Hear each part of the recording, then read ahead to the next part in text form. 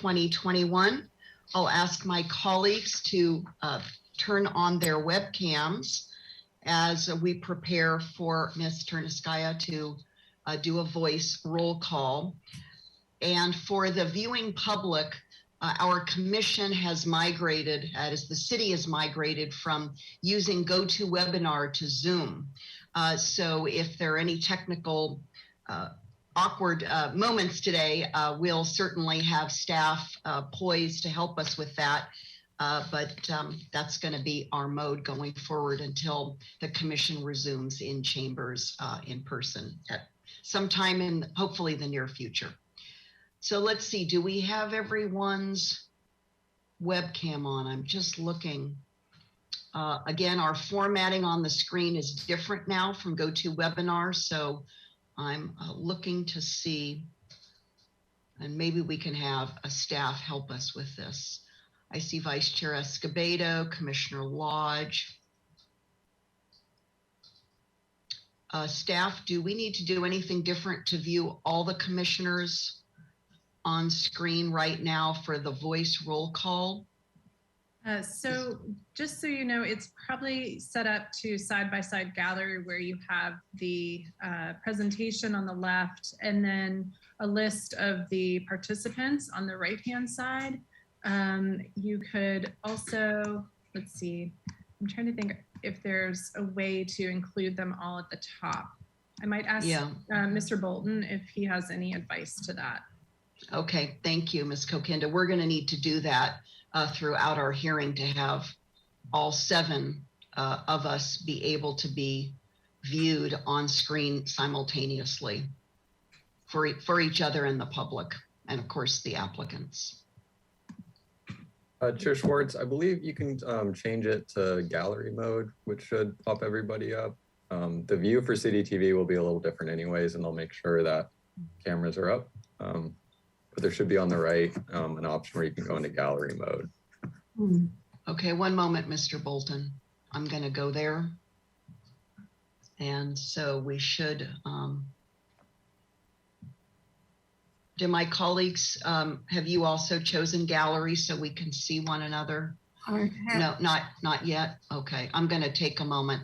Again, today is a day of asking for everyone's patience as we migrate from GoToWebinar to Zoom in our Planning Commission hearings. And I just want to make sure that all the commissioners can see one another and that the public can see us. So let me just glance over here. Yes. May I be of assistance? The fastest, easiest way to do this is at the top of the panel that you see our pictures. There is a series of 4 boxes. One has a single line and then a bigger line, then 2, and then 9, or there's 9 little checkers. Do you see that one? That's well, I think we're okay now, because when you click on view in the top right, it's very easy to just click gallery. Very good. And then you can stretch it. Once you stretch it, you can see as many people as you like. Right. So I just want to clarify, between the presentation and the images, there's a little, if you roll your mouse over it, there's a little gray bar that pops up, and that's what Commissioner Bonderson is saying. You can adjust that bar left and right, and that expands the images. So hopefully everyone should be able to capture everyone on screen. Okay, before we proceed, let me just ask my colleagues, is everyone, nobody needs to be shy. Would anyone like a moment to understand what that formatting option is for us if you want to adjust your view of a presentation on one side of the screen versus seeing all of the participants on the other side of the screen? Are we all supposed to be on? I'm seeing the roll call, which is very large, and then I'm seeing very small pictures of all of us on the right-hand side. Is that what we're supposed to be looking at? It's called side-by-side gallery? Yes, that's what we're talking about. And if you want all of the images, then you can adjust that bar. Maybe during presentation mode, you can expand it, move that bar so the presentation is larger. That might be better quality for you, but in terms of the conversation, it might be your preference to expand the bar so you can see everybody's webcam. Okay, thank you.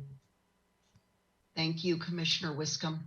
Any other questions, any other need of assistance right now before Commissioner Lodge? Yes, I'm seeing 15 images over on the right, very small.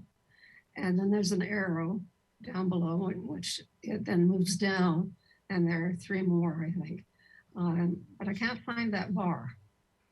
Okay, so that's Commissioner Lodge, that is going to be in the middle. It's going to be separating the presentation, the roll call screen Oh, from the web. I see. And if Okay. you roll it over, it'll turn gray. It doesn't show up unless you roll your mouse over it. Okay, I see. And that way you can expand it. And if you move it far enough over to the left, then you can see everybody that's on. Right. And then if it doesn't, there's still arrows depending on how far you move it over that you can go up and down Okay, to capture everybody's image. thank you.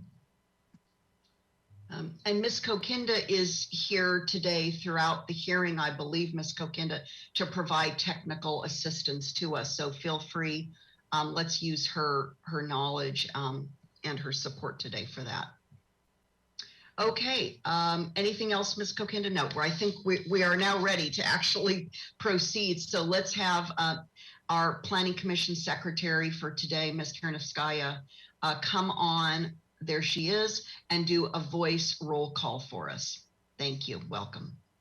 Yes, thank you, Ms. Schwartz. I can go ahead and take the roll call. I'll start with Chair Schwartz, Here, Vice Chair Escobedo. Here. Commissioner Bonderson, Here. Commissioner Higgins, Here. Commissioner Lodge, Here, Commissioner Reed, Here.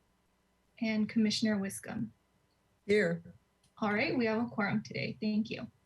thank you, Ms. Ternivskaya. Now let's go to our preliminary matters and have Ms. DeBusk join us. The first item is any requests for continuances, withdrawals, postponements, or addition of X agenda items. Thank you, Madam Chair. We have none. Very good. Do we have any announcements or appeals, Ms. DeBusk? No, today we do not have any. Very good. Let's move on to review, consideration, and action on the Planning Commission minutes and resolutions. I was absent on vacation for that hearing, so I'm going to be abstaining. But we have the November 11th documents to consider. That is the meeting minutes and resolution number 009-21 and number 010-21. One is for Shoreline Drive, the other Seacliff Drive. And I'll just ask my colleagues if you would like to take this in a group, or would you like to take any of these separately, depending upon if you have edits? Commissioner Wiscombe. I'm going to propose an edit, Madam Chair, to the 1625 Shoreline Drive. There was some confusion at the meeting between the applicant and where the certified top of bluff is and where the applicant considered it to be. So I just would like to propose a change on page 4 of resolution 009-21 for 1625 Shoreline. In its condition number 4, bluff top curb. It's the language that Ms. DeBusk added, so it's in red. That the applicant shall confirm that the existing curb is located at least 5 feet from the bluff edge and from the bluff edge as identified in the certified LCP update. So just add that language as identified in the certified LCP update, because that is the top of bluff that we are using on for this project. Okay. Do my colleagues have any other comments on that edit or any others? Madam Chair, Yes, please, Commissioner Lodge. I don't have any problem with that edit. I have an edit of my own, however, and it is on page 3 under 6A. it currently says begin to affect erosion, geologic instability, or destruction of the site. And I suggested, and I suggest that effect be changed to cause, because that fits with cause erosion, geologic instability, or destruction. And planning staff, Ms. DeBus, thought that was an appropriate change to. So change it under 6A, change effect to cause. Okay. Any other changes to any of these documents or comments on the edits that you've heard requested by Commissioners Wiscombe and Lodge? None. I don't see any hands up. Madam Chair? Yes, Commissioner Wiscombe. I would be happy to make a motion to move the minutes of November 11th, 2021 with the changes as proposed, the change that I made and the change that Commissioner Lodge made. Very good. Let's do that. Go ahead, please. I'll second the motion. Okay, any discussion on that motion? Chair Schwartz, if I could just confirm with Commissioner Wiscombe, were you intending to make a motion on the minutes or the minutes as well as the resolutions? I'm sorry, the minutes and the resolutions, because I cited the changes that we had made. Yeah, thank you. And So that's fine with me too. yeah, the revised resolutions and the minutes as they stand as written. Thank you. Very good. Madam Chair, I have a question. Yes, Commissioner Higgins, please. Do I need to abstain since some of these minutes include an item I was recused on, or does that matter? Yes, if you were absent for any reason, then you would be okay. you would be abstaining. So now what item were you absent on? The State Street item. Oh, for the meeting minutes. Okay, is that is this confusing? Do we need to pull this apart for any reason? I don't think you need to pull it apart if you have the votes. Okay. So Okay. All right. Very good. Okay. So you'll be abstaining, Commissioner Higgins? yeah. Okay. Okay. Very good. Okay. So we have a first, Commissioner Wiscombe, were you about to say something? Did I? I was only going to say, if Commissioner Higgins wants to, I'm happy to separate it so that he gets to vote on the resolutions, which he was present for, but not the minutes, since he had to recuse himself from one of the items. I don't think. Okay. I don't think. Why don't- It's fine. Yeah, you have the votes. Okay. Let's see. So we have a first and a second and had some discussion, nothing further. Ms. Terniskaya, would you come on and do a voice vote for us, please? Yes, thank you, Chair Schwartz. I'll go ahead and start with Commissioner Bonderson. Yes. Commissioner Higgins, Abstain. Commissioner Lodge, Yes. Commissioner Reed, Yes. Commissioner Wiscombe, Yes. Vice Chair Escobedo, Yes.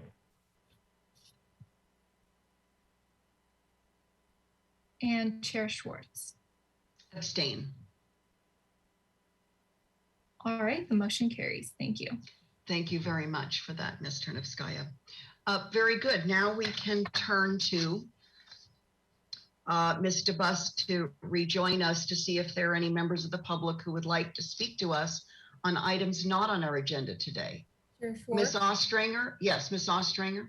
good to see you, Chair Schwartz. The way the motion was made, it appears that the Seacliff resolution was not part of that motion. So if we could have a motion to approve that. Let's pause for a moment. Thank you, Ms. Ostranger, because our agenda, let's look at the way our agenda actually reads. Miss Ostranger. If you could please rejoin us. So on page 4 of 5 of our agenda that was publicly noticed, it has 3 items for review and consideration, right? The November 11th Planning Commission meeting minutes, and then these 2 resolutions. So it doesn't specifically call out Shoreline Drive. Is that going to be? Well, I believe the way the motion was made, it was strictly for Shoreline Drive. No, the motion was made for both resolutions. Okay. Yeah. Yeah. it was That's made how for I both. understood it. Yeah. I tied them all together, the minutes from November 11th and the 2 resolutions. I just happened to mention 1625 Shoreline Drive because I had proposed a change and so did Commissioner Lodge. Okay, thank you. But it does include the other resolution. Thank you. Thank you. Okay, so we're good? We're all okay then on that? Okay, we can, we're ready to continue. So back to Ms. DeBusk to see if we have any members of the public who would like to speak to us on items not on our agenda today. Thank you, Chair Schwartz. For any members of the public that want to make a comment on items not on today's agenda, please click the raise hand icon. Each speaker will have 2 minutes and I will call on you one at a time. At this time, it does not look like we have any members of the public wishing to make public comment. Ms. Terniskaya, did we receive any written correspondence? Yes, thank you, commissioners and Ms. DeBusk. We did receive general written correspondence from Richard Clausen, which was distributed to the commission before this meeting. Thank you. Thank you both. So we do not have general public comment today. Let's go then to our consent item. And Ms. DeBusk, if you would please rejoin us. Ms. DeBusk is going to provide procedural instructions, especially for some of my colleagues who may be less familiar with how we handle consent items. Yes, thank you, Chair Schwartz. And it is a little bit different in that we only have 1 item on consent, but I'll just briefly explain the procedures. By consensus, the Planning Commission can decide to waive the oral staff presentation. And for this item today, I would request that the Planning Commission do that.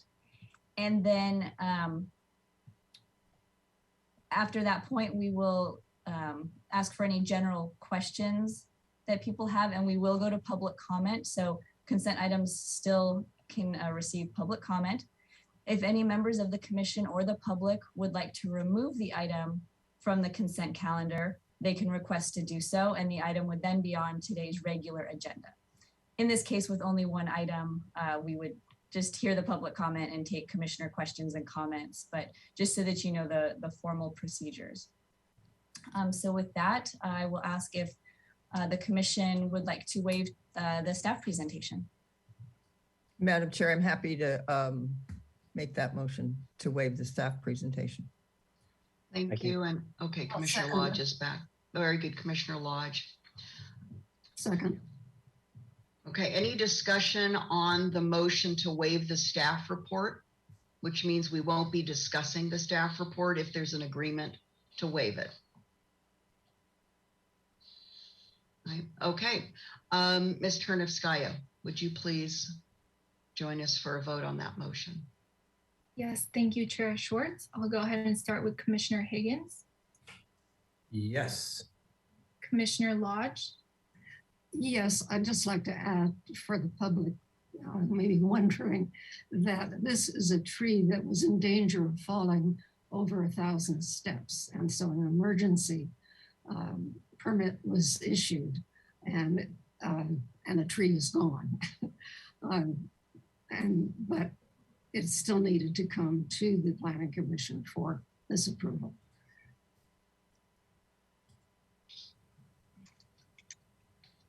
Back to you, Ms. Terniskaya.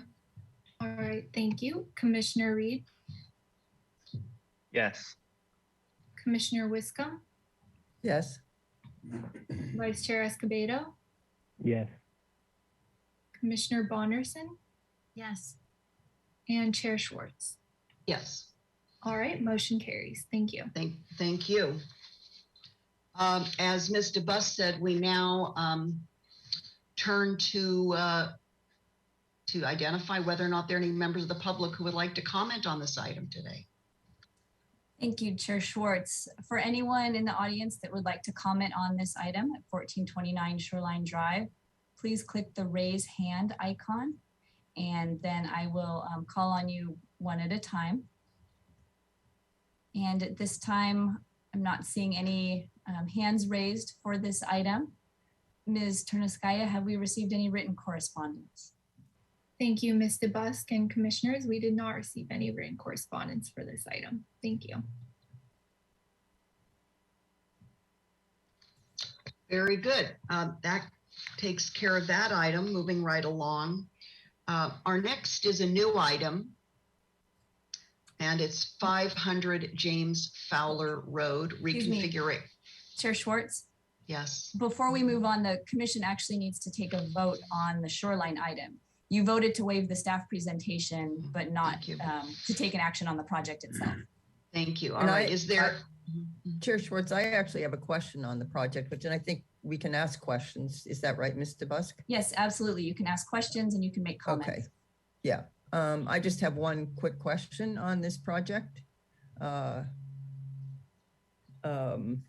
And it's on page 19 of 26 of the staff report. It's the Tierra Verde tree care letter. And it recommends that this tree be removed, which it was, and replaced with a 24-inch box Monterey cypress tree further away from the cliff. But I didn't see any reference to a replacement tree, and I just wondered what the status of that is. Thank you. Who from staff would like to respond to Commissioner Wiscombe's question? Familiar with the project?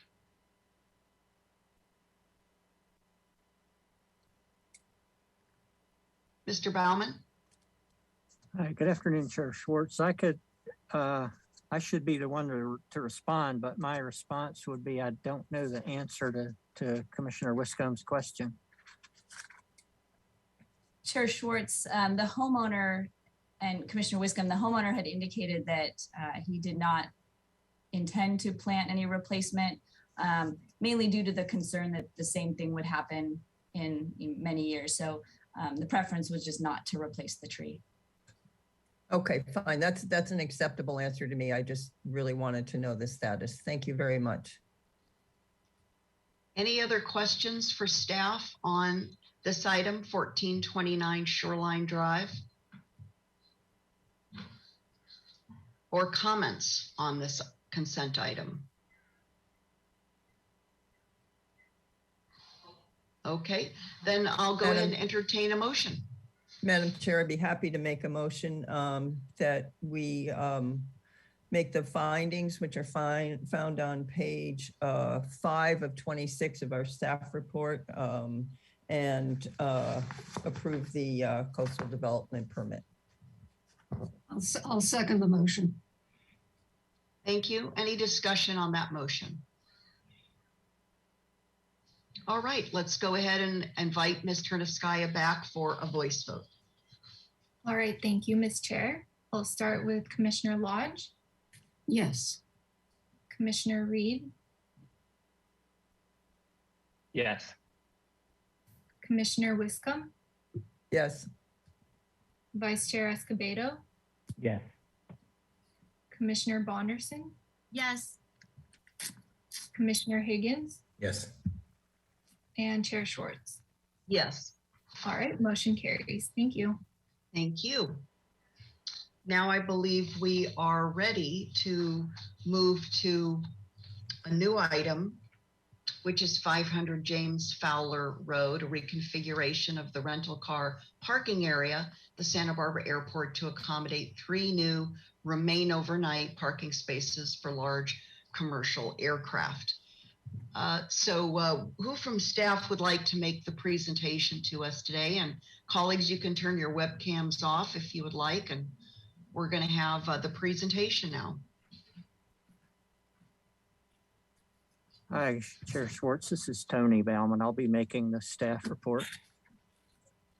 presentation. Okay, very good. And then Mr. Cleansing, what is your role with us today? Good afternoon, Commissioners. So my name is Brad Cleansing. I'm the supervising engineer for the airport, and I am the applicant on record for. Okay, and will you be making a separate presentation, Mr. Cleansing? I do have some slides that I'd like to go over, as well as the plans themselves. Okay, very good. You'll do that after Mr. Baumann. And then the commissioners may have questions for you both. Very good. Go ahead, Mr. Baumann. Okay, thank you, Chair Schwartz. This is an item at the Santa Barbara Airport to reconfigure the existing rental car parking lot and provide new aircraft overnight parking spaces. The discretionary application required for the project is a coastal development permit to allow the development in the appealable jurisdiction of the city's coastal zone. Next slide, please. This is a vicinity map from the staff report showing where the project is located on the large airport property. It's on the east side of the property next to the main terminal building. Just to the south of that, in an area known as the South Field area of the airport. You'd most typically get to this area coming down Fairview Avenue and then turning on to James Fowler Road and following around onto William Moffett Place. Next slide, please. So the project's purpose or objective is to provide new remain overnight parking spaces for large commercial aircraft and to expand the rental car parking lot. Next slide, please. So the project involves demolishing an existing 10,000 square foot aircraft hangar. The hangar's been determined not to be a historic resource, and the project would shift the rental car parking lot, basically shifting it toward the east and expanding it toward the south from its current location. The project includes some demolition of existing paving with replacement paving. Much of the existing paving would remain. All the replacement paving would be permeable concrete. Some of the demolished paving would become new landscaping areas. So the project provides quite a number of new landscaping planters. It would have trees to go along with the parking lot. It's an ordinance requirement for a certain number of trees in parking lots. And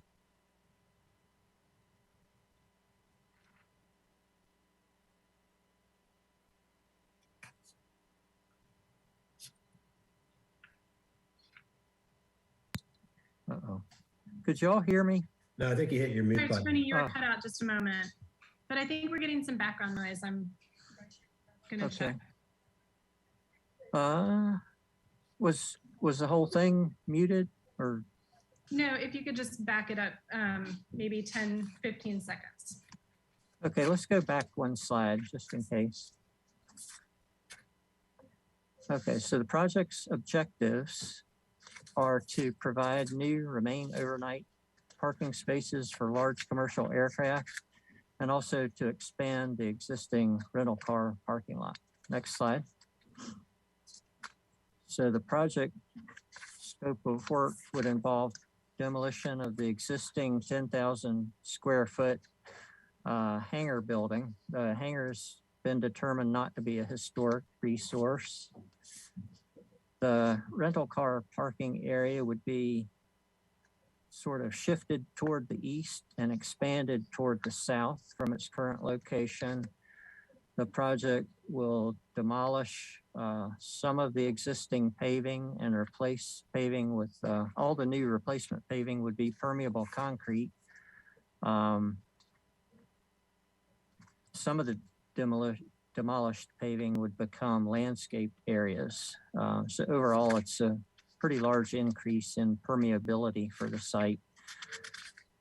The project includes a lot of new landscaping planters and new trees in the new planters and also new trees in existing planters and enhanced landscaping in some of the existing planters. And the airfield operations area fencing would be relocated along with the new site configuration. Next slide, please. This is an aerial view of the Southfield area of the airport. At the top of the slide, toward the north, you can see a portion of the tile roof of the main terminal building. That's the end of the building where it's like where gate 1 is and the rental car return and baggage claim, that end of the terminal building. And then you can see the cars parked out there and sort of that zigzag shaped parking lot. That outline around the cars is the existing airfield operations fencing. And then to the east of that, you can see a large gray roofed building. That's the large curved roof of the old hangar. And then to the east of that is a small parking lot. And then the bright white rectangle roof is another aviation building that would remain as is. So if we could go to the next slide. I overlaid the project site plan onto the aerial photograph to try to give an indication of how things will change. So hopefully you can see it, but where those rental cars are parked would be one of the new remain overnight aircraft parking spaces. And then where the existing hangar building would be demolished, that would be new rental car parking. And you can see how that parking lot's kind of organized in a north-south orientation. And it's also expanded over toward the east in that little parking lot that's next to the existing hangar. And then the airfield operations area fencing would be running right through between those two things, between the rental cars and the aircraft parking. So next slide, please. So Mr. Bellman, do you or Mr. Bolton have the ability to, as you verbally identify areas on the plan, to follow that with a mouse or a pointer? We were doing that in GoToWebinar, and I just don't see that today. Mm-hmm. Do you or Mr. Bolton have that technical capability? I do not have that ability. I don't know if Mr. Bolton does or not. Oh, I think I see it.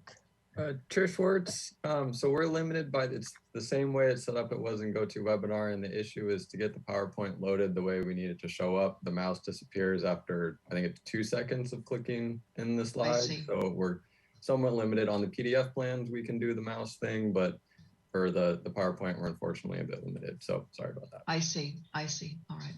Go ahead, Mr. Bellman.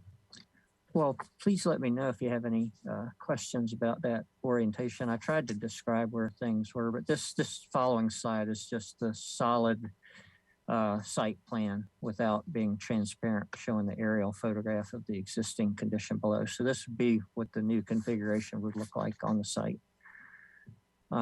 Next slide, please. So the project statistics are that the rental car inventory spaces would increase from 150 to 221 to have the capacity to have more rental car inventory. The required parking for the proposed project is 20 spaces. There are 34 existing parking spaces. This is referring to parking that is required parking for uses or buildings at the airport, not just rental car inventory. So there's 34 existing spaces. That parking requirement, along with the existing spaces, is reduced because of the demolition of the floor area of the hangar. So the proposed is 20 parking spaces that meets the parking requirement. The project includes a lot of new trees. The parking requirement is based on the square footage of the project. So 46 parking lot trees are required. There's only 7 existing trees kind of over close to the road coming into the rental car parking lot over by Moffett Place. There's some existing trees on that side. But the project proposes 48 trees total. Each of the new planters that are interspersed in with the rental car parking spaces would have a tree.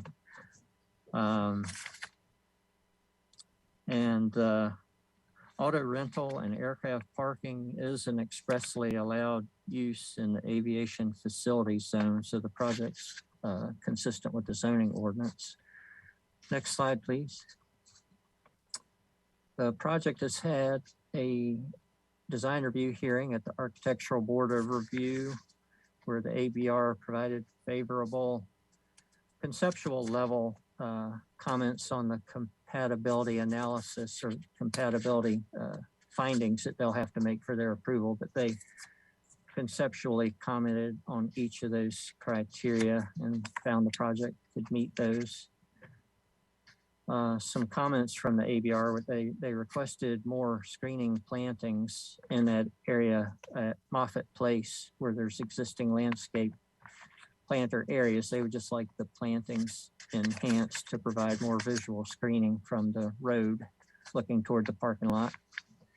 And Board Member Black, the landscape architect on the ABR, asked the applicant to consider an alternative species for the parking lot trees. They were proposed as Tipuana trees. There was concern that that might be too large a species, although even the large Tipuana trees would be well under a height restriction at the airport. So that'll be discussed further at the ABR. And the ABR also requested details on that airport operations area fencing, because it's pretty large and visible fence that'll be running through the site. It remains to be seen how much design flexibility is, because the fencing has to meet FAA requirements and TSA requirements. So the idea will be to make that fence look as nice as possible while meeting the requirements. And following approval of a coastal development permit, the project would return for design review approval by the ABR. Next slide, please. So in terms of consideration of the coastal development permit, it has to be found consistent with the Coastal Act and with it's like a component of the city's local coastal plan. It's the Airport and Goleta Slough Coastal Plan.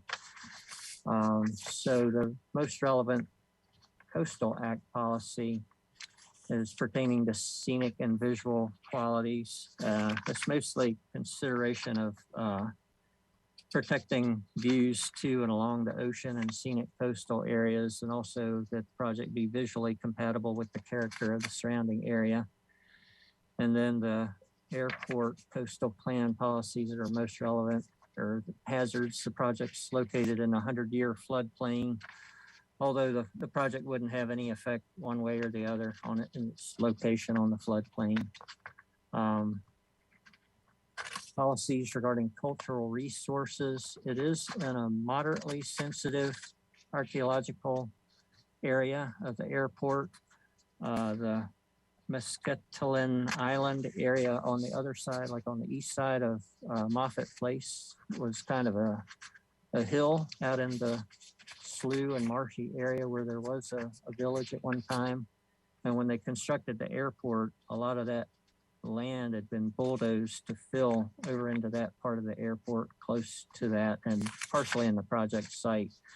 So a 2019 phase 1 archaeological study was prepared that describes all this. And the conclusion of that report for a previous project that overlapped the current or the present proposed project required or recommended Native American monitoring and archaeological monitoring of the demolition and construction of the project. So staff is proposing a condition of approval to do that. The local coastal plan policies on visual quality apply. There's let's see, the quote from the airport local coastal plan says the airport facility development shall reflect a high standard of development consistent with the character and quality of Santa Barbara. So that'll be basically the ABR's job. That'll be their objective, to see that that happens. And the other policies regarding public services are that public services such as water, wastewater, traffic circulation and parking are available to meet the needs generated by the proposed project. So the project is consistent with all those policies. Next slide, please. Environmental review, it's all existing developed airport. It's either paved or landscaped now. So there's not any environmental concerns about any environmentally sensitive habitat or anything. So the project qualifies for a CEQA exemption 15301 for alterations to existing facilities. Next slide. So with all that, staff can recommend that the Planning Commission approve the project and make the findings for the coastal development permit, and including the draft conditions of approval attached to the staff report. And I noticed my paragraph on environmental review in the staff report didn't quite match up with the conditions. I just described them, but in addition to the standard archaeological discovery condition, this project would have a requirement to have a Native American monitoring contract and an archaeological monitoring contract as requirements prior to permit issuance. So those are in your draft conditions of approval. So that includes or concludes my staff presentation. Thank you, Mr. Baumann. We'll now invite Mr. Klinzing from City Public Works as the applicant to rejoin us for his presentation. All right, thank you very much. And I also have the consultant in the audience, Pierce Melvin, if any such questions arise that we need his expertise. Tony did give a great walkthrough of the site, so some of this will be redundant, but this is just the general overview of the airport area. The yellow boundary there, Moffett Place and Fairview, shows the size of the parcel related to the airport. It's quite a large parcel. Next slide, please. So this zooms in on the southern side of the terminal. So the red roofed structure there on the left side of the image is the existing terminal. And those yellow bullet points are where I have additional photos, just kind of give you a different perspective of where you're at. Above the red tiled roof is the short-term parking lot. There's no proposed changes to that area. Right of the terminal building is where you can see the existing rental car parking. And the rental car parking is not long-term parking. It is they call it a ready return lot. So it's for people to pick up their vehicles and leave, and to drop off their vehicles. Any long-term work is done offsite at a different location. So it's a fairly active location as far as vehicles coming in and out. And then to the right of that, where you see like Bolton F and H at, that is currently airfield operations area used for parking and taxiing aircraft. Next slide, please. The red outline is the proposed limits of the project, and the yellow is showing the existing airfield fence. And the airfield fence divides the public area from the airport operations area. And so the photo on the left shows you how kind of disjointed that fence is, as it uses buildings and other zigs and zags to create space for the rental cars. The photo on the right there shows you how it'll be cleaned up quite a bit, and it'll make it easier for TSA to do sightline inspections. And then we also add those overnight parking spots for our aircraft.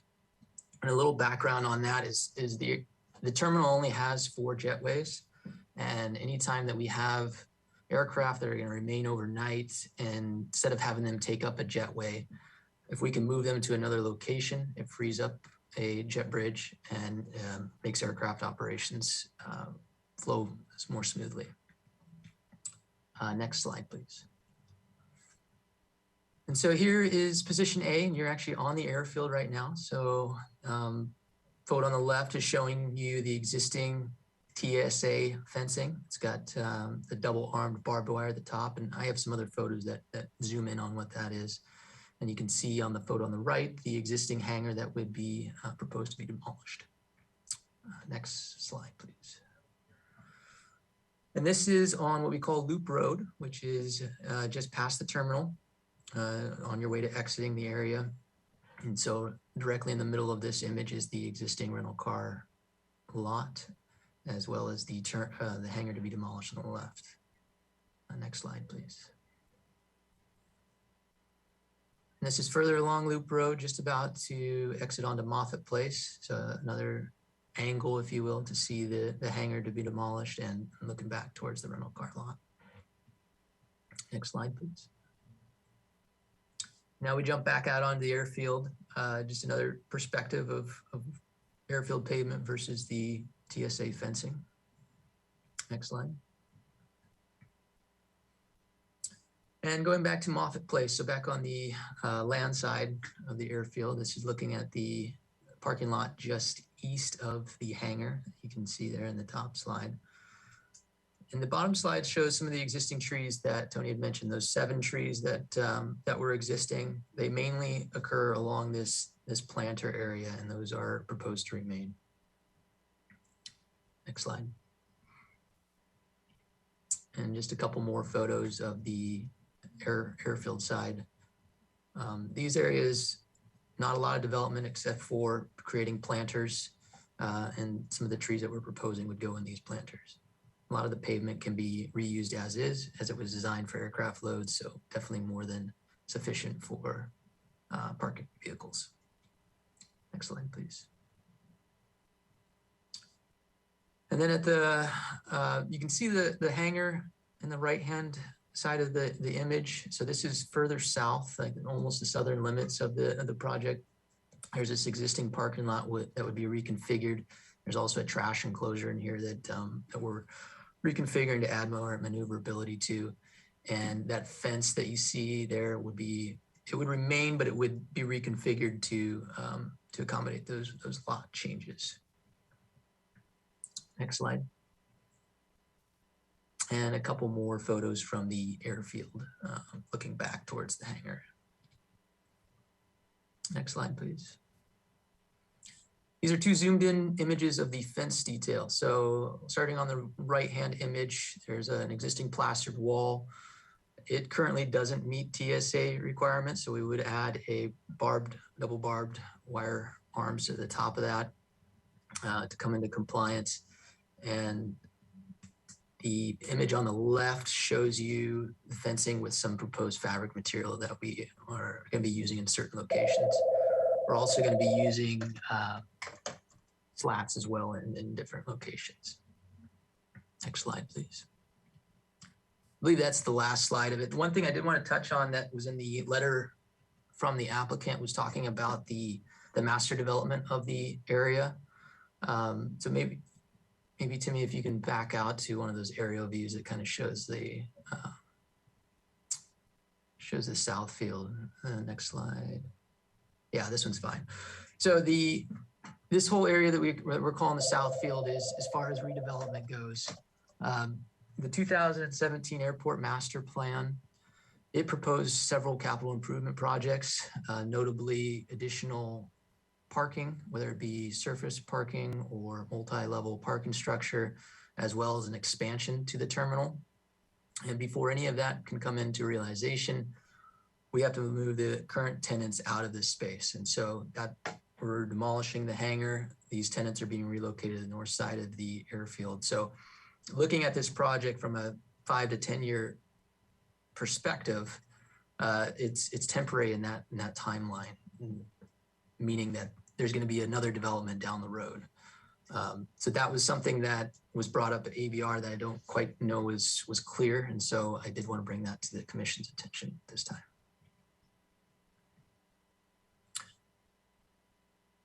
And if the commission would like, I can walk through the plans briefly, but I think between these images and what Tony presented, I don't think that there's much that can be added unless you'd like a walk. Okay, maybe we'll handle that through questions, Mr. Klinzing. Okay, so that concludes your presentation today? Correct. Okay, very good. You can go ahead and turn off your webcam, and I'll ask my colleagues to come back, and we'll ask Ms. DeBusk to let us know if there are any members of the public who would like to speak to us on this item today. Yes, thank you. For members of the public that would like to comment on this item, please click the raise hand icon on the control panel. And then you can unmute yourself when called on, as shown in this slide. At this time, I don't see any members of the public that have joined by webinar that would like to make a public comment. So I will ask if we received any written correspondence on this item. Thank you, Ms. DeBusk and commissioners. We did not receive any written correspondence for this item. Thank you. Okay, thanks to both of you. So it's now back to the commission for questions of Mr. Bauman or Mr. Klinzinger. And as Mr. Klinzing mentioned, there is a consultant also available. I think you said Pierce Melvin, Mr. Klinzing. And although I don't see that the consultant's name on our screen as having joined us and available, so maybe we'll, oh, here's Melvin, Mr. Melvin. Okay, very good. So to questions, does anyone have questions? Or Ms. Kokinda, did you want to say something to us procedurally? Yeah. Madam Chair and Commissioners, I think I've got from Tony Ruggieri and City TV has given us some instructions to make it a better experience for you all. If I could have everybody go to find their webcam square, and you go to the top right corner and click the 3 dots, and then you can go to hide non-video participants, and that will just show the webcams that are on. So that's going to make it a lot easier for you to kind of have a conversation or like be able to see one another all together. So if you go to the top right of your square in Zoom and you click on the 3 dots and you go down to hide non-video participants. I don't have that. Okay, what are you seeing? I see hide self view. That's unfortunate. Maybe it has, it could be a different setting. Well, I might not be able to figure it out in this moment, but we will look into it further for next time. Thank you. Sorry about the interruption. I thought that would help. Okay, thank you, Ms. Kokinda. So let's come back now, and we're at questions. Commissioner Wiscombe. Thank you, Madam Chair. I just have one question, and I thank both Mr. Bauman and Mr. Klinzing for their presentations. This is for Mr. Klinzing. In your letter, you talked about planting the new trees and that this project is going to be a 5 to 10 year project, and you alluded to that at the end of your presentation, although you didn't give a number of years, but it's part of the master plan, but it's a temporary project from what I understood from your letter. So what happens to all these newly planted trees if this project disappears in 5 or 10 years? So yeah, as part of that redevelopment, it would obviously go through the different, another permit process, and we would identify what to do with those trees, whether we relocate them elsewhere on the airfield or some other matter of dealing with those trees. I mean, on a side note, from the airfield perspective, we would like as little trees as possible, just because the trees do encourage birds, and birds can be a flying hazard to the airfield.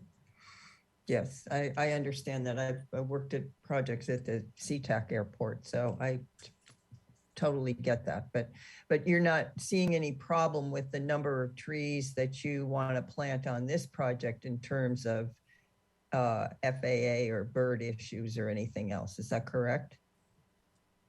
That's correct. These trees would be underneath any kind of flight impacts or horizontal surfaces, if you will, obstructions. Okay, thank you for that. That's my only question. Thank you, Madam Chair. Thank you. Other questions for staff and or the applicant?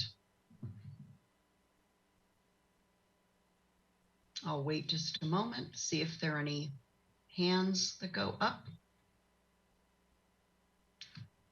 Okay, I have a question, if there are no other questions. Mr. Cleansing, I wanted to ask you on a location E, you had a slide and you mentioned, I thought you mentioned that this hangar is scheduled for or proposed to be demolished. Did I hear you correctly? Yes, Chair Schwartz, that hangar that you see in the top photo is the hangar that is to be demolished. And what year, pardon me if it's mentioned somewhere in our documentation, what year was this hangar constructed? Don't know off the top of my head.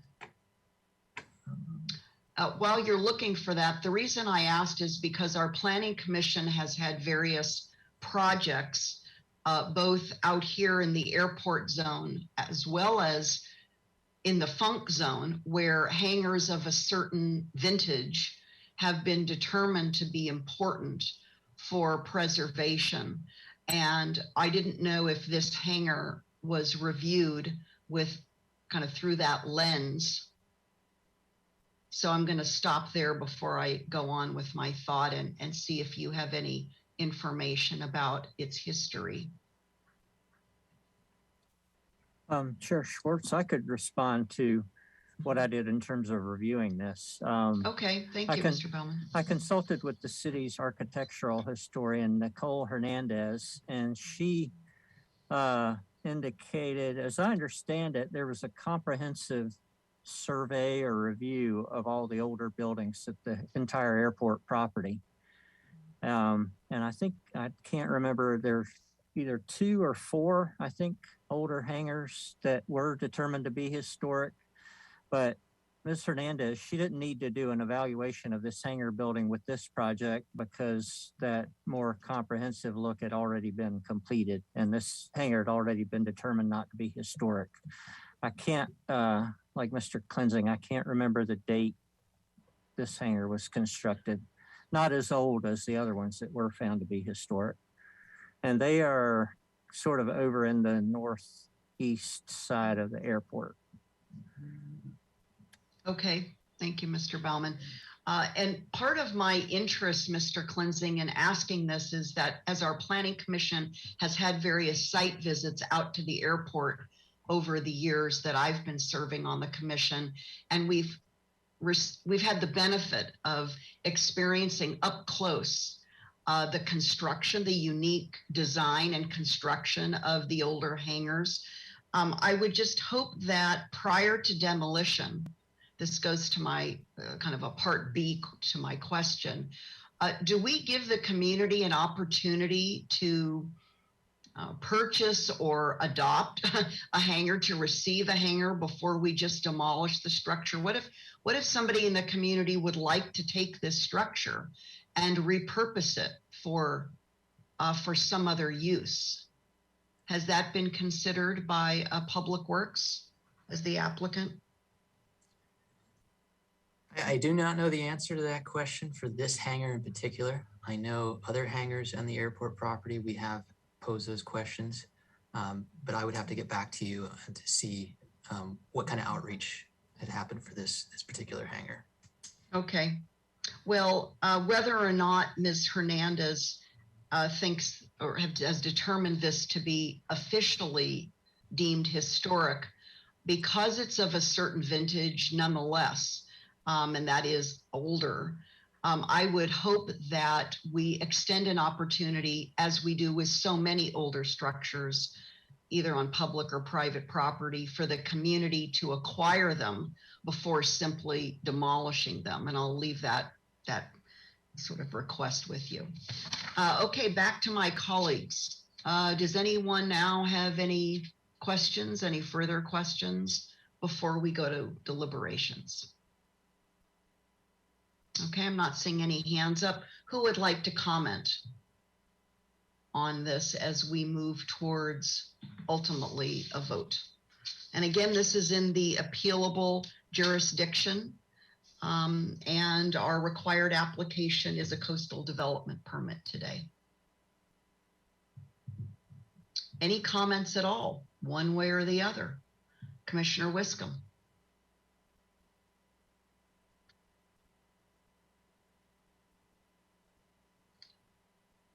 Commissioner Wiscom, you're still muted.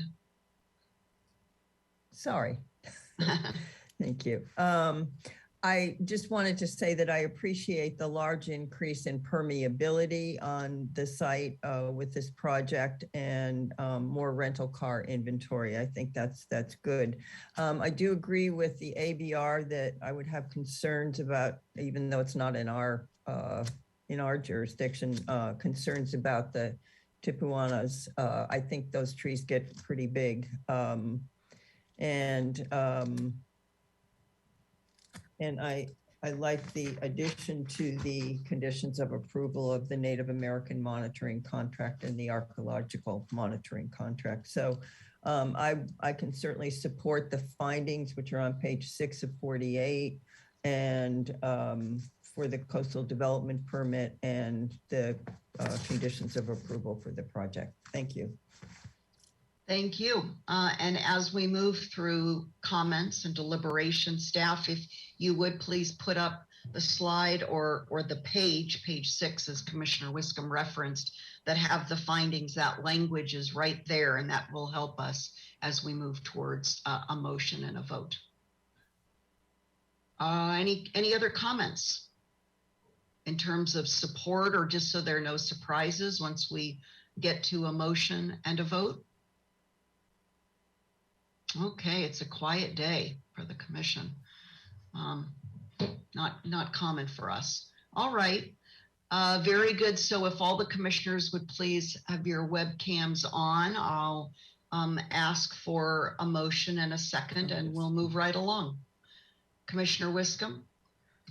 Yes, Madam Chair, I'd be happy to make a motion that the Planning Commission can makes the findings, which are up on the screen and on page 6 of 48 of our report, and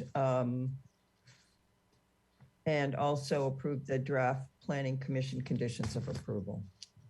I'm happy to second that. Thank you, Commissioners Wiscom and Bonderson. Any discussion on that motion? Okay, very good. I think we are ready to have Ms. Ternivskaya come back and do a voice vote. All right, thank you, Ms. Schwartz. I can go ahead and take the roll call vote. I'll start with Commissioner Reed. Yes. Commissioner Wiscom, Yes. Vice Chair Escobedo, Yes. Commissioner Bonderson, Yes. Commissioner Higgins, Yes. Commissioner Lodge, Yes. and Chair Schwartz. Yes. All right, motion carries. Thank you. Thank you very much. And now, staff, would you please put up the slide that with the language of the 10-day appeal, since this is an appealable decision. So as you can see, it says here that appeals and associated fees must be submitted in writing by first-class mail, postage prepaid within 10 calendar days of today's Planning Commission meeting. So with that, this item is concluded. Thanks to one and all. And now we're ready to move right along to a continued item. This is continued from April 8th of 2021.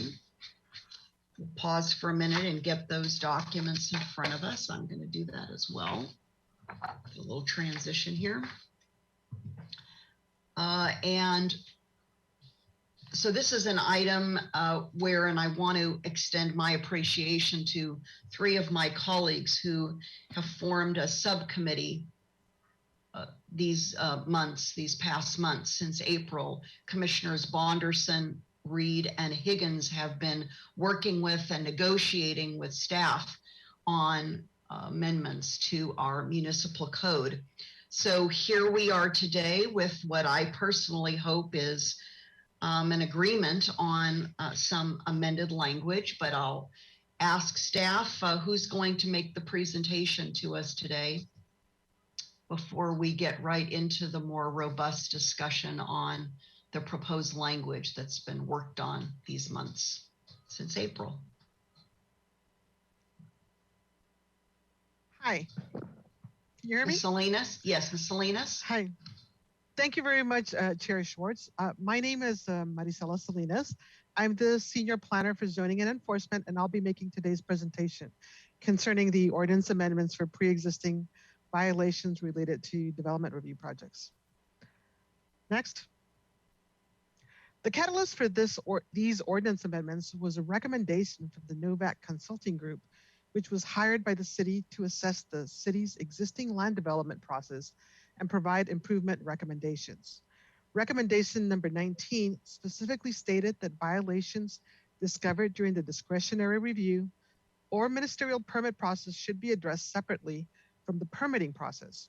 Our current ordinances require that these violations be abated as part of the discretionary permitting process.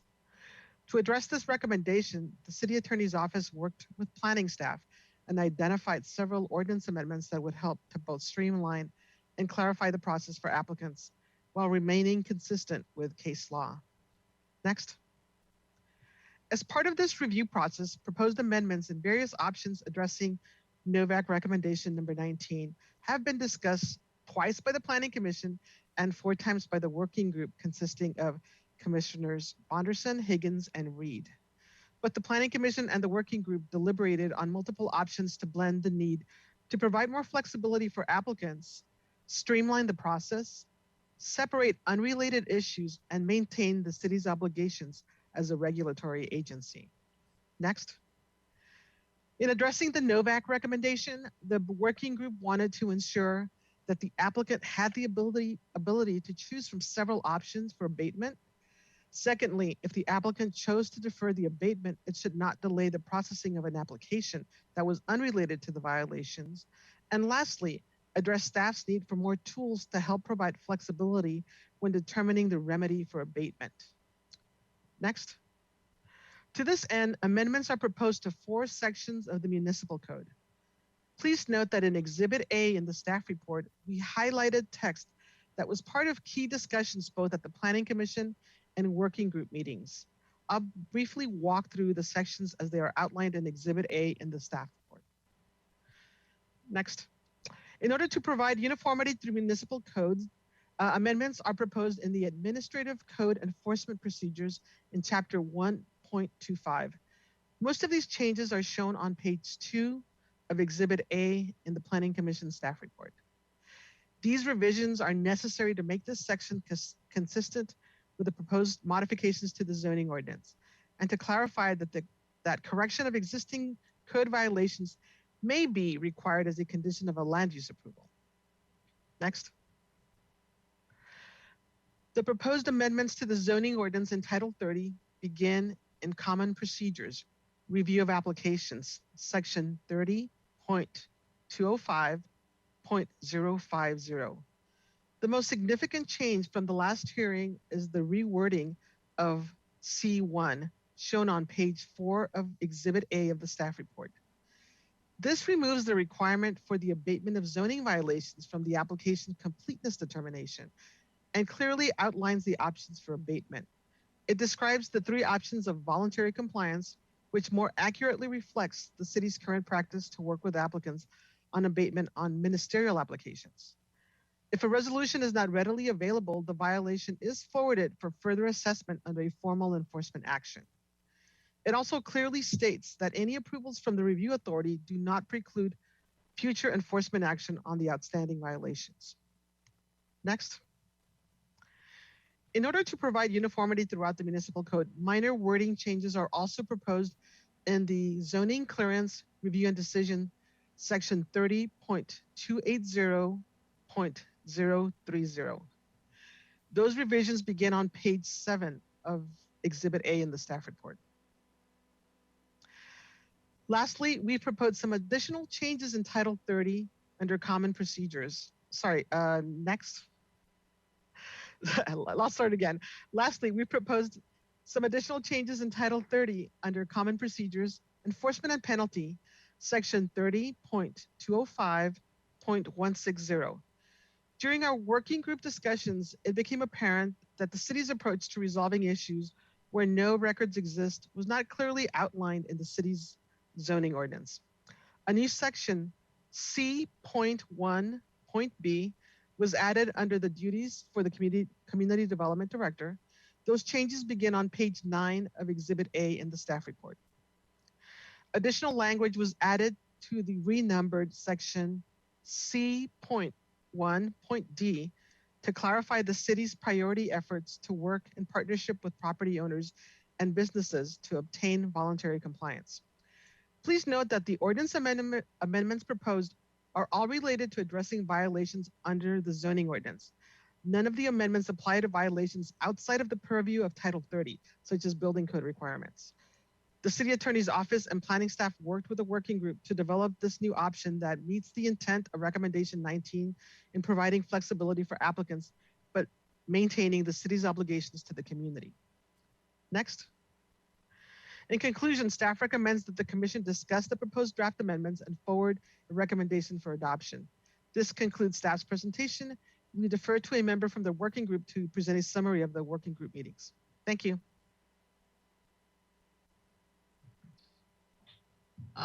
Commissioner Bonderson, is your webcam on to provide, as Ms. Salinas said, a summary? I don't know if you and Commissioners Reed and Higgins among yourselves have decided to provide a summary, or should we kind of move along with typical protocols here? I just popped on to let you know. Can you hear me? Yes. I just turned on my webcam to let you know that we have not prepared any specific summary, but we are all available if you have any questions. Okay, very good. Staff, did anyone else from staff want to make a supplemental presentation, or was Ms. Salinas' presentation sufficient to cover all of staff's information that you wanted to provide today in the way of a presentation? I don't see anybody else coming on. I know we have a number of staff members here to respond to questions. Okay, and since there is not a summary from our working group or subcommittee, I think what I'll do then is have our commission come online, and we'll ask staff to see if there are any members of the public who would like to speak to us on this item today.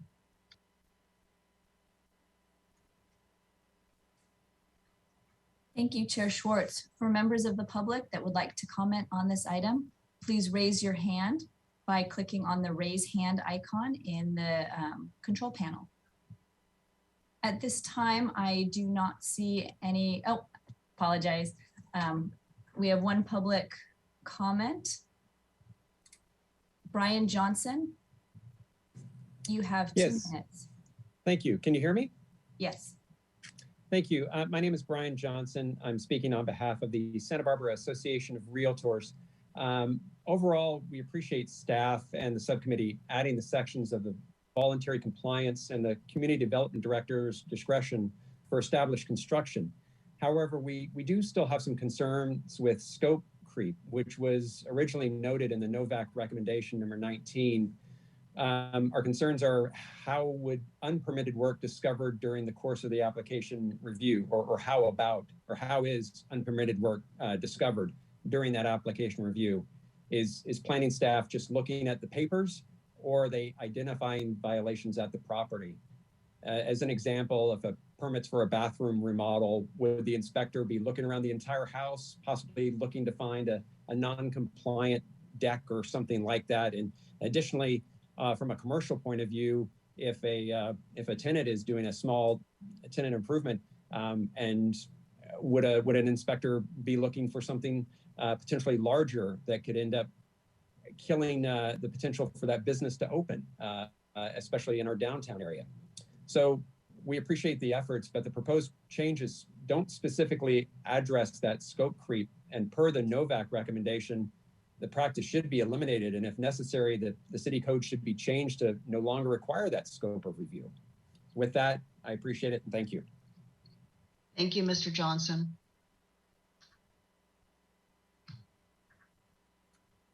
Any other members of the public, Mr. Busk? Thank you. At this time, we have no other members wishing to speak. I'll ask if we received any written correspondence. Thank you, Mr. Busk and commissioners. No written correspondence was received for this item. Thank you. Thank you. And since we only had one member of the public address us with some specifics, I would like to ask Ms. Salinas if you would be interested in commenting in response to the question posed by the public commenter. Ms. Salinas, if you would rejoin us. Thank you, Chair Schwartz. Can you hear me? Yes, you're just fine. Okay, thank you. In terms of scope creep, the way violations are discovered are usually incidental to us doing our work, whether we go on a site visit because we're going to look at something that's going before a discretionary body. A lot of times it's kind of staring us in the face. We don't, if we're going to go look at, let's say, a modification for an addition, generally we're looking at just that area. We don't go to areas that are outside of the scope. I don't know if there's a specific scenario that they would like to, that they were thinking about, but it's usually part of our research in just trying to prepare the documentation that's getting ready to be going before a discretionary body. We generally don't go out of our way to try to find things, I would say. All right, Ms. Salinas, thank you for your comments there. Madam Chair, I have a question for staff on that. Yes, go ahead. We are now ready for questions. Go ahead, Commissioner Higgins. Yeah, thanks. Ms. Salinas, can you address the public commenter's question about commercial properties where you've got different tenancies or different parts of a building that are operated by different tenants, and there's an application for one of the units, and does the net get cast widely over the entire building, or is it just the tenant area that gets looked at during an application? I think we've talked about this in the past. I just can't remember. Chair Schwartz, Commissioner Higgins, I think it depends on the scope of what's being proposed. Sometimes the improvements for a tenant, sometimes the proposal for tenant improvements affects the entirety of the site. For example, if they're increasing the intensity, there might be parking that's related where you have to look at the whole of it for it, even though like maybe the change of use is kind of causing a larger review of like something that's parking related. But if somebody's coming in to just do a TI, we don't really go to other things. We just look at whatever's related to that application. Sometimes, like if it's in a shopping center or if it's in a component as part of something larger, there are some things that you have to look at as part of those improvements. But we try to kind of keep it focused on what's at hand. It just depends on what codes apply at that point and what we have to research further. There's a lot of improvements that people do that we pretty much just do a TI for. Like they'll come in, like let's say you've got a store and somebody's coming in and just remodeling that store. It's still a store. There's no reason why we would be looking at anything else really. But if they're going from, like we've seen some, I just was talking to somebody who was looking at an office building and he wants to change it to a hotel, and they've got some parking agreements that they have with other adjacent properties. They're going to have to look at all that to try to figure that out because it is going to affect their application. So it really depends on the level of the or the improvements that are proposed as part of that application. So in the scenario where we could talk about scenarios all day long because everything's, different. Yes. And I appreciate your attempts to generalize this question, but in a scenario where you've got a commercial building, multiple tenants, one of the tenants is changing occupancies, for example, that might trigger a review of parking. I get that. We want to make sure there's enough parking in the parking lot or whatever, but there's no evaluation of what is going on in the other tenant areas. Like you don't go inside and look at the building, the other tenants' operations, do you? I honestly don't know. I've never heard of it. Okay. I mean, unless the only time I ever heard of something even close to that was there was some plumbing issue. And so an inspector had to go out there and look at it. And there was some weird stuff going on. But again, it was just something that triggered that need to go look at it. But you're looking at a set of plans. we kind of try to keep it separate. We also, even when we're looking at enforcement for ministerial applications, if we find something for some reason, I don't even know why, that's on a different tenant space, we're not going to subject this person to have to deal with that. That would be handled separately. All right, thanks.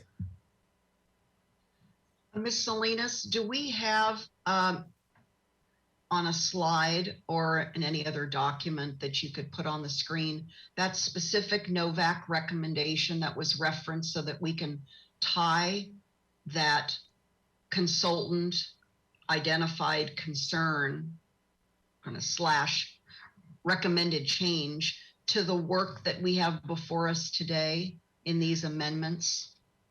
Thank you. There we go.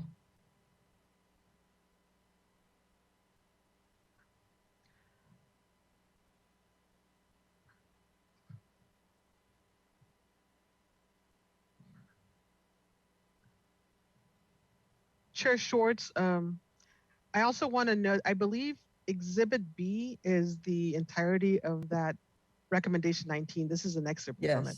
Yes, it is. That's what I was going to say. It's on page 19 of 68 in our staff report, but Exhibit B shows the total text of recommendation 19. Thank you.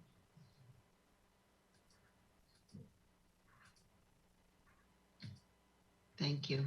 Commissioner Higgins, did you want to continue with any questions? No, I'm good. Thanks. Okay. I'd like to give the two other members of the subcommittee an opportunity to ask questions because you've invested so much time in these last months as part of the negotiations with staff. Commissioners Reed and Bonderson, do you have any questions at this time for any staff members who are with us today on this? I don't. Commissioner Bonderson, any questions? I don't have any questions, but may I make a comment at this time? Well, is it okay to hold that? I'd like to give the other commissioners, I'd like to give them an opportunity to ask questions, and then we can all start with comments. So questions for staff to the rest of my colleagues who, yes, Commissioner Wiscombe. Thank you, Madam Chair. Yeah, I want to go to page 16 of 68. It's the new section D where it talks about it's a policy of the Community Development Department to work in cooperation with the property owner to obtain voluntary compliance unless immediate enforcement action is required because of an imminent threat to health or safety. What would constitute an imminent threat to health or safety? That's really my question, because I was confused by that word. You know, I would have thought that inherent threat to health or safety would be a better word. So I just want to clarify what imminent means in this particular case with an example. Mr. Henschke, thank you for joining us. Imminent basically has the dictionary meaning, which means in immediate or in close proximity, or you know, it was intended really as it is written, and that is if there's something that causes a direct and serious or a direct threat to public health and safety, then we would take immediate action. The whole idea, when you read one thing that we need to remember, it's important to read words in the context of the entire sentence and the entire paragraph. And what that sentence says is that the policy is to obtain voluntary compliance unless there's something that requires an immediate enforcement action because whatever is there is dangerous and could cause someone immediate harm. And so inherent, I don't think that's a good word there because I don't know what that means in the context of health and safety. But imminent in the context of the sentence makes sense because what we're talking about is shifting from a let's work with the applicant mode to a we got to do something right away, because if we don't, somebody could get hurt. I understand that, and I understand the definition of imminent. I looked it up too, just to make sure, you know, in reading the context of this sentence that it made sense to me. And the definition that rang loud and clear was fast approaching. Yeah. So that's why I'm asking you, what would constitute that? What's an example of that? If you have an inherent threat, and I don't want to sit here and just wordsmith, I understand the sentence. I understand where you're going with the sentence. I'm just trying to get to what if there is an inherent threat to health and safety? What does one do with that in this ordinance? Okay, let me. So, also, I'd like question. I'm sorry. I'd also like to know a time. What would constitute an imminent threat? Okay, to a certain extent, that would be determined by the community development director on a case-by-case basis. We have to. We're writing a general direction, and so as you indicated, imminent is something close approaching. If you were to ask me for an example, during an inspection, it is determined that there are conditions of overcrowding. There are conditions that are violative of the residential housing laws. There are there's mold. There's broken glass and broken windows within a residential structure. That is something that would pose an imminent threat to the people that are living there that would have to be handled on an immediate basis. Something that would be a violation that would not create an imminent threat, for example, might be a shed that's built in the setback area that shouldn't be there. And the shed that's built in the setback area would not be necessarily an imminent threat unless it was in a condition that might create an immediate fire hazard because of connections to electricity or something. I don't know. But the idea is that we have to have the ability in the ordinance for the community development director to make those determinations on a case-by-case basis, which is why we use the word imminent. The issue with the word inherent is, by definition, everything in the zoning ordinance is there because it is necessary for the protection of public health, safety, and welfare. And so by definition, a violation is potentially a health and safety threat. And what we wanted to do is distinguish between things that can be dealt with in due course over time with those things that need to be dealt with immediately in order to protect somebody from an imminent harm. And that was the intent of the sentence. Okay, really, thank you. That answers my question. Thank you. Thank you, Commissioner Wiscombe and Mr. Henschke. Other questions? Either Vice Chair Escobedo, Commissioner Lodge, those who were not part of the subcommittee. Anything at all? Okay. Oh, yes. I'm sorry. I almost didn't see your hand there, Vice Chair Escobedo. Go ahead, please. No worries, Madam Chair. This question would be for Mr. Henschke. And it's just a really brief, broad question. But you've been in all of our hearings since the beginning. Does this solution address many of the concerns that you expressed early on about some of the potential options that we might choose? If I can answer, Vice Chair Escobedo, this office is fully supportive of the language that's proposed before you today. it satisfies all of the issues, and we are in support of this recommendation. Okay, thank you. That's all, Madam Chair. Thank you, Vice Chair Escobedo. Okay, I don't see any other hands up for questions. Why don't we move, and I don't have any questions myself. Why don't we move to comments, deliberations here on this item? Commissioner Higgins, I think you said you wanted to make a and also Commissioner Bonderson had comments. Did you want to go ahead, Commissioner Higgins, as a member of the subcommittee? Oh, sure. If you'll indulge me, I don't have anything prepared, but you know, it's true that this item, when it came to us, was never really presented as a solution to the entirety of the Novak report, let alone the particular recommendation. So when it did come to us initially, it failed for sure to address the recommendation, the summary of the recommendation 19. If we put that back up on the slide, could we do that, Mr. Bolton? But it does now.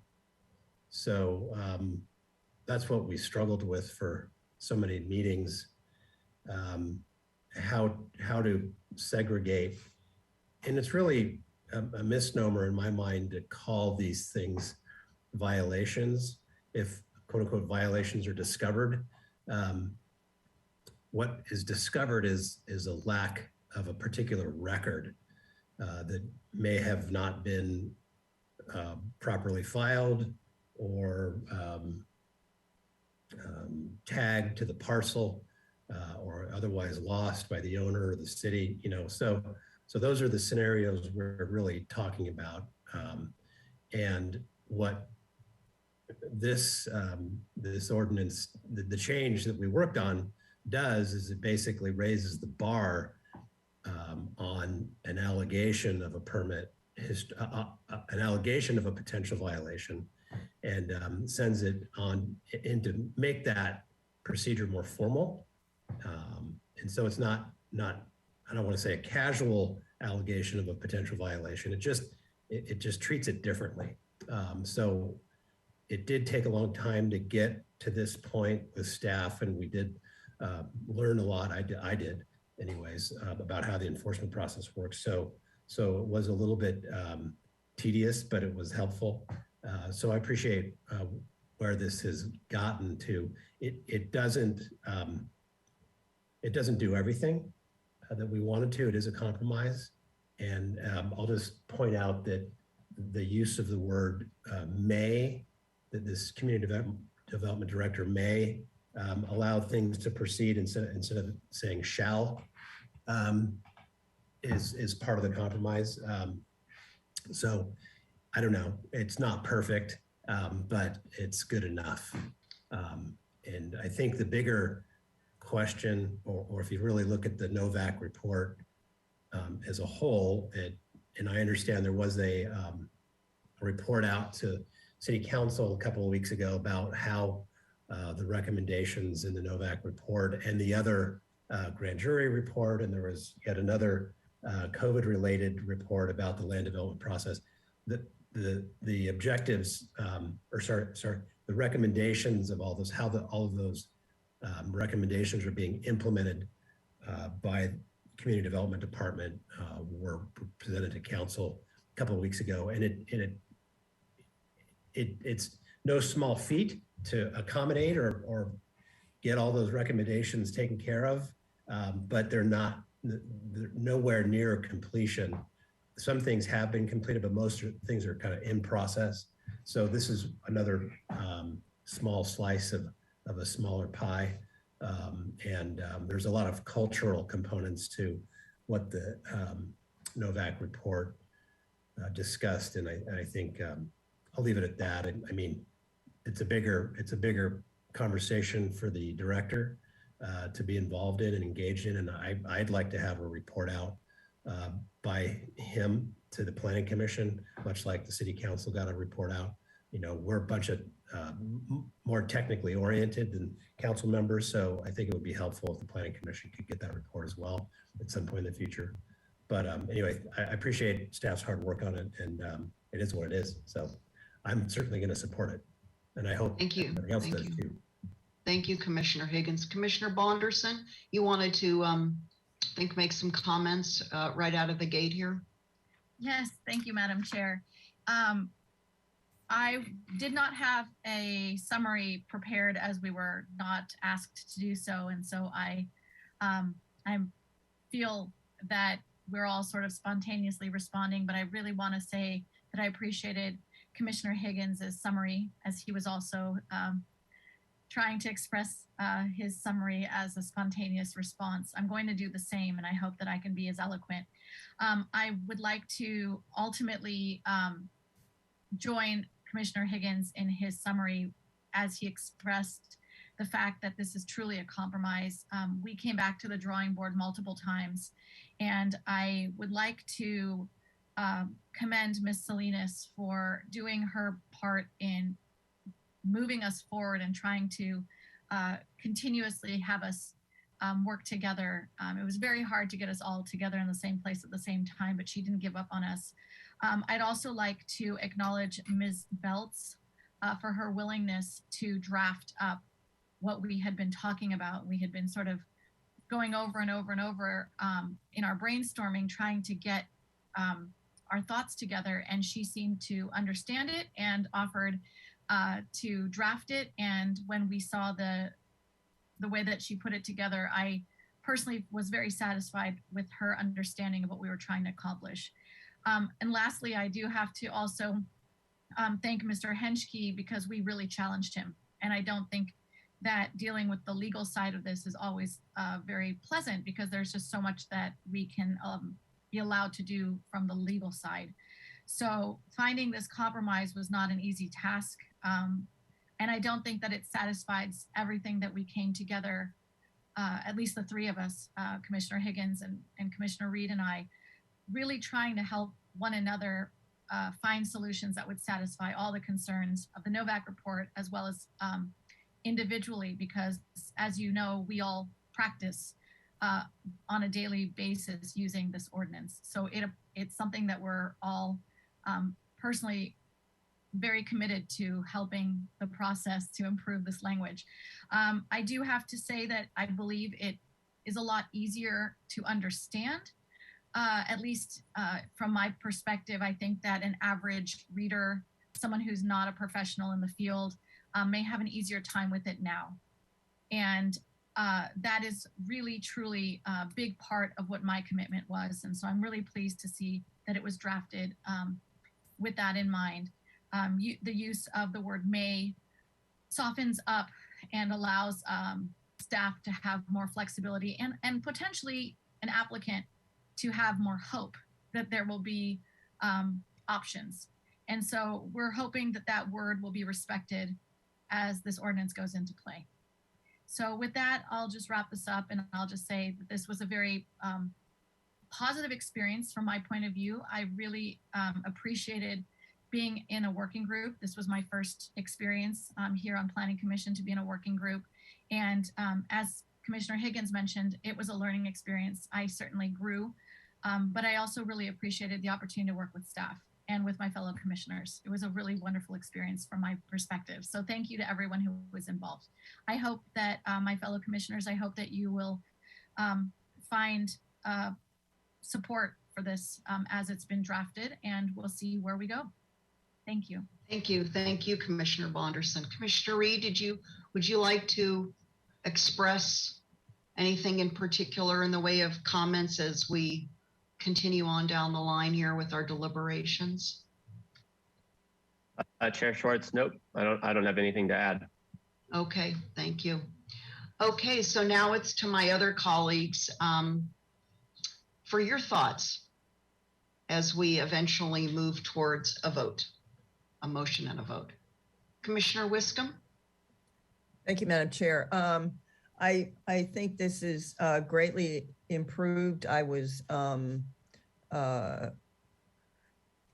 the prior planning commission meetings on this subject had a lot of frustration, I think, and I have to commend the committee for staying with it and doing a great job. And I agree with Commissioner Bonderson.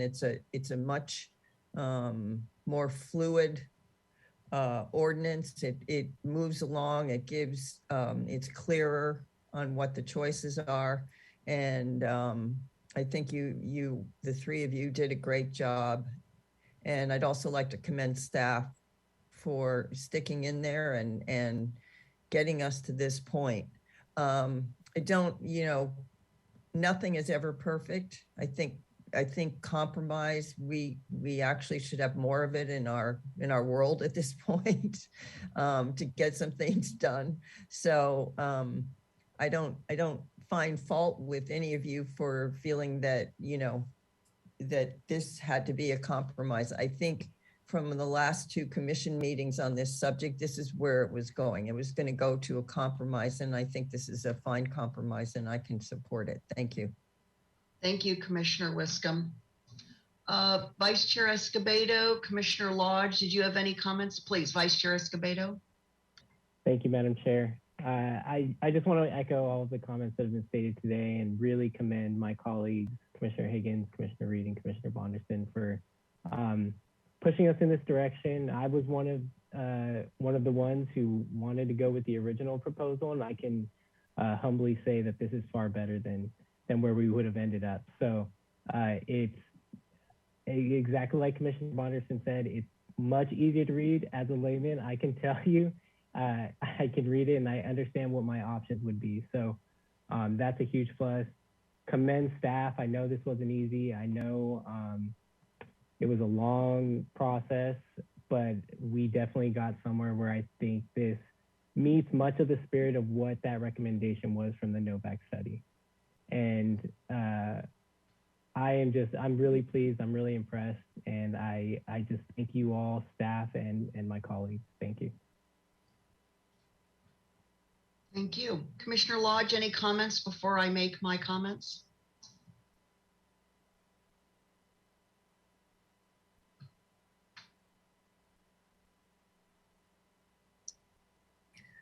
Sorry, I was trying to unmute my microphone in the wrong place. I don't have anything further to add, and but I also want to express my thanks to the subcommittee and staff and all the hard work they did. Very good, thank you. I'll go ahead to my comments now. As I was preparing for today, I was personally reflecting on all of the, probably not all, many of the working groups, the subcommittees, the task forces that I have participated in over these 12 years serving on the Planning Commission. As you know, this is my last year.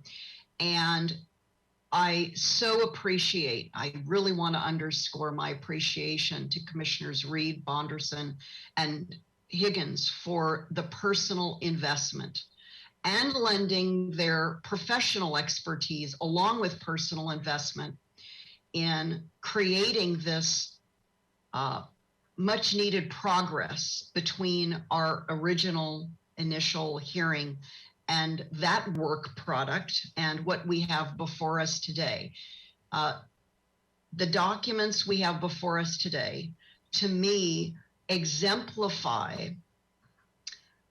the value of our Planning Commission, the technical expertise that is so vital that only the Planning Commission can provide in concert with city staff in drafting and amending very difficult regulatory language that has to live out in the community and be comprehensible to the community members, to lay people who are not professionals in this field, and also bridge that balance of providing protection for health and safety. And we heard some response from Mr. Henschke, our Assistant City Attorney, but also support the community in bringing forward property and project renovations that are very important to the viability and vitality of our community. And I'm just so grateful and so proud to be part of this commission right now, where this work is being brought forward at the conclusion of a second very difficult year. And what I mean by that is, and I just want to highlight this for all of us, here we are in our second year of COVID doing our work remotely. It's been extraordinarily stressful on all of us, the community at large, and certainly those of us in these public official decision-making roles. And yet I feel throughout, to the greatest degree possible, we have done our work with collegiality, with professionalism, and I hope staff feels the same way by and large. Mr. Henschke, I want to give a shout out to you if you would please turn your camera on so I can actually see you, because you and I have known each other for a few years, and I know where we started with these amendments, which was in your comfort zone, and I sensed, Mr. Henschke, really pressed for negotiated changes, for changes that we felt were really important for all the reasons that you heard both publicly and then in the subcommittee meetings. And I want to express my gratitude to you for your willingness to be flexible, to bring a greater understanding of beyond simply the legal rubric, with which maybe your office typically would fashion regulatory language. And I think when we bridge our two worlds, typically what lawyers would draft and then what we as public official community member practitioners bring to the table, to me, this is the beauty of what we can create together. So I want to thank you, Mr. Henschke, for being part of this process. I don't want to say extraordinary because I hope it's not extraordinary. I hope this continues on beyond my tenure on Planning Commission. So thank you for allowing me to express all of that. I will be in support of the amendments we have before us today, and I'd be happy now to turn it over to my colleagues, whoever would like to make a motion, and we'll move towards the vote. Mr. Henschke, did you want to say anything? I'm sorry, you were right there and then you turned your camera off, but I didn't want to preclude that from happening. Okay. So it's to our commission for a motion. Commissioner Bonderson. I would greatly like the honor of creating this motion. I move to consider this amendment as it's been presented here today. I don't believe we have any changes being proposed, so I would like to just recommend the adoption of amendments to sections 1.25.050 and 30.205.050. I'll read them all. So the next is 30.205.160 and 30.280.030 of the Municipal Code to City Council. Is there a second to Commissioner Bonderson's motion? I'll second that. Thank you, Commissioner Wiscombe. We have a first and a second. Any discussion on the motion? Yeah, Madam Chair. Commissioner Higgins? Thanks, Commissioner Wiscombe. I think it looks a little bit better, maybe, if somebody that was not on the subcommittee is involved in the seconding or the motion making. This goes to ordinance committee, then to council. Assuming we have unanimous support, I think it's hoping it's bulletproof and doesn't get derailed. This item got unfortunately sort of politicized recently, and it didn't need to be. It really does represent a good compromise. And on that note, I think Mr. Henschke's new nickname is Gumby, if that works enough. I don't know, but we appreciate you, Dan. My only comment, well, are there any other comments on the motion? I have a question. Commissioner Higgins, did you want someone else to second the motion that's on the committee? No. I just didn't want to Okay. do it. Yeah, yeah. Okay. I was kind of waiting to see if someone on the committee did, but then I just decided so you're okay with that? Yeah. I think it looks better. Okay, thank you. I think he's appreciating that you did that, Commissioner Wiscombe. I'll just translate for Commissioner Higgins. I will just comment that as with all regulatory work, everything is imperfect. So the key is not to extend the work to such great lengths that we try to get to perfection, in my opinion, but that we continue to work among ourselves, inside the city and with the community, to continuously improve for greater balance, for effectiveness, and so forth. So I'm hoping that the community stays fully engaged. I'm guessing they will. And I would also like to express and disclose that I will be in a discussion with Mayor-elect Randy Rouse about the Novak report and implementation of every one of those recommendations. He and I already have a meeting scheduled. So just stay tuned that I will continue to participate in various ways over time. And again, appreciate both to my colleagues and staff. And I think we're ready for Ms. Terneskaya to come on and do a voice vote.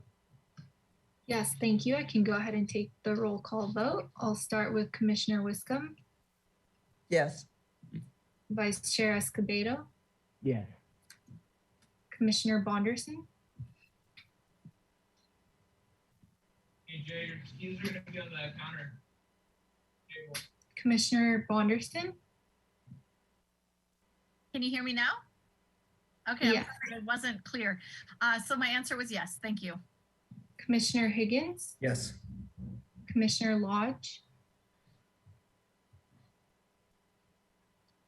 Commissioner Lodge, We need you to unmute, Commissioner Lodge. Sorry. Yes. Commissioner Reed, Yes. and Chair Schwartz. Yes. All right, the motion carries. Thank you. Thank you. Did you get Vice Chair Escobedo? Did she get your vote? Did I didn't follow that. Okay, very good. Okay, that motion carries thanks to one and all.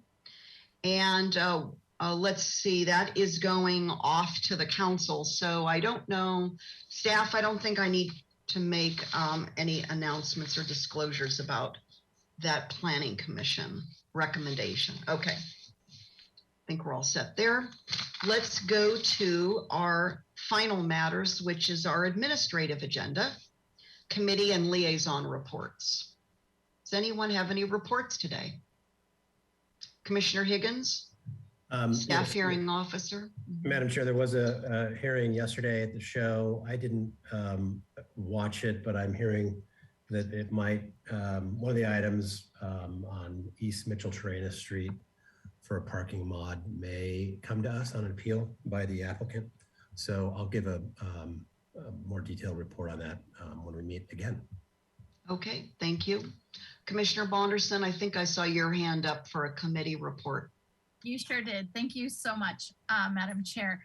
I have two quick items. The first one is a ABR item from November 29th. I wanted to just share with you all that the Marburg facilities, the project that we saw here at Planning Commission at 2 South Quarantina Street on May 13th. That project has now come back to ABR for project design approval. It did not receive the approval. It was continued indefinitely with comments. But just wanted to mention it because it was a project we're all familiar with. It is still in design review and actively being reviewed at this time. I also want to mention that since I reported last time, there have been 3 one-time pre-app consultations. And just for your interest, if anyone is unaware of what this means, it means that a project comes to ABR to just get a general overview and comments to see how it may be received if they put in a formal application. 3 of these projects were reviewed recently in November, and all 3 of them are quite interesting. So if anyone is at all curious about what is being dreamed about in our community, there was a multi-use project with a hotel and restaurants and other types of amenities. There was also 2 housing projects, one of which uses the AUD program, another which is trying to pair up 2 properties to build 2 to demolish single-family dwellings and put 3-story apartment complexes together, focusing on low-income opportunities. Of course, none of these are formally applied for yet, but they are being thought about. And so I wanted to share that with you. I'm always interested in seeing those kind of projects. In any case, I have one other report, and that's for October 28th Transportation Circulation Committee. And I just have a couple highlights for you all today. First, staff provided an update on capital projects and programs identified in the 2016 Bicycle Master Plan.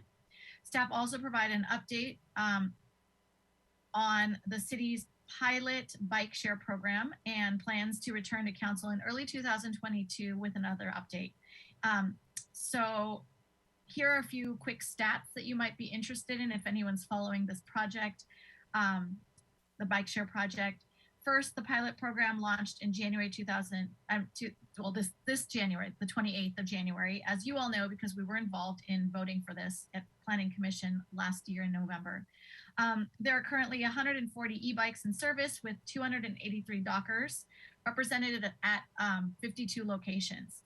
Since the launch, they have recorded, as of September 30th of 2021, 50,000 plus trips, 206,000 plus miles traveled on those bikes, and 10,000 plus riders. Those are approximations. I didn't write the exact numbers down. And then currently dock installations are on hold due to a shortage of microchips because of the pandemic. And lastly, I just wanted to share with you that the TCC endorsed the city's Measure A, Cycle 5 pedestrian and bicycle and safe routes to schools application is outlined in their staff report. So if anyone's following this kind of stuff and wants more information, you can check out the staff report. And there's estimated costs in that staff report if you're interested. And the formal application is due February 1st, 2022. So they're actively working on that, and we should know more and soon. And potentially, if all goes well, they will get funding for that project. That's all for TCC, and thank you. That's it. Thank you, Commissioner Bonderson. A lot still going on. Okay. Any other committee reports? Vice Chair Escobedo. So we had a design standards work group meeting last Friday. I'm going to give a more comprehensive report at our next meeting because the material was so dense. I still need to sit down and rewatch the meeting. But some of the updates that I can give you is we had gone over Opticos, which is the consultant guiding this process, had visited Santa Barbara before last week's meeting to get a look at what the current conditions are of Santa Barbara. So basically, where are we now? And we're starting there to figure out how we can come up with objective design standards that work for where we are now. They're going to release a memo that will be published mid-January on existing conditions. So when that's released, I'll definitely let the full commission and the community know. Some of the things that we discussed at the previous meeting is building scale, and the Opticos consultant had brought up an interesting idea, which I'll bring images for the next meeting, is block scale versus house scale. and how the two interact. So when we get public comment about edge conditions, this is definitely where that comes into play. And there were some really neat images that the consultant shared that I'll bring at the next commission meeting so that we can all kind of conceptually see in the city of Santa Barbara even how the two are interacting. It was really, really neat. So, what else? Vice Chair Escobedo, I'm wondering to give you enough time to give us a real quality update. Would you like to prepare not to press you on this if you wouldn't be comfortable, but if you're interested and if it would be of value to the commission to actually make a formal presentation, we could work with Ms. DeBusk to try to fold that into our agenda for 2 weeks from now. I believe it's 2 weeks from now, since next Thursday is still canceled, as I understand it, Ms. DeBusk. Yeah, and I'll think about it. I don't think I would need a full presentation because much of what we discussed, I'm not sure would be pertinent to the full commission right now, because a lot of it is them giving us background so that we can contribute to the ultimate discussion that will form the design standards. But I can present briefly in the administrative liaison report at the next meeting, and I'll bring some materials. So it'll be somewhat of a mini presentation, but it won't be very long. It'll be just talking about some of the concepts that I found really interesting that might be interesting for the full commission as we move forward, especially next year as we're looking at multi-unit housing policy and the housing element. Just some neat concepts that I thought would be interesting. Sounds good. Thank you so much. Okay, any other committee or liaison reports? Okay, I don't see any. It looks like we've concluded our work for today. And Ms. DeBusk, would you please just reconfirm, just so that I'm tracking with our schedule? I just got back from vacation earlier this week, so I want to make sure I'm up to date. We're canceled for next Thursday, the 9th. Is that correct? Yes, that's correct. So then, I'm sorry, I'm looking at my wall calendar. So the 16th is our next hearing, and that is or is not the last hearing of the year? Yes, Chair Schwartz, that is the last meeting of the year. Okay, so we want to go out with a bang, everyone. We want it to be a superlative hearing, and I'm sure that staff will help us do just that. So with that, thanks to everyone. We've concluded our work for today, and I would be remiss if I didn't just, I want to say caution us, but also encourage us to please stay healthy with this new variant that's making its way around the globe. We just have to remain vigilant, safe for friends, family, loved ones, and one another to continue to do the community work. So please stay well and stay safe. We'll see you all soon. Bye-bye.